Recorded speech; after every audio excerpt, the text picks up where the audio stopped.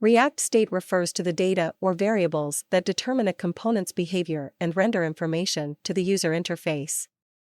In React, state is an object that can be updated, and it triggers a render update to the user interface whenever its values change. State is considered to be a private and encapsulated data source within a React component, and its values can be updated using React's setState method. React state is an important concept in React that allows components to manage their own state and render dynamic content to the user.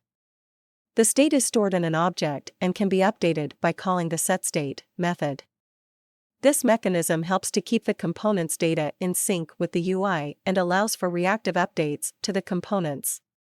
The React state is a powerful tool for building dynamic and interactive user interfaces. React state is a built-in object in React that allows components to manage and track changes in their own data.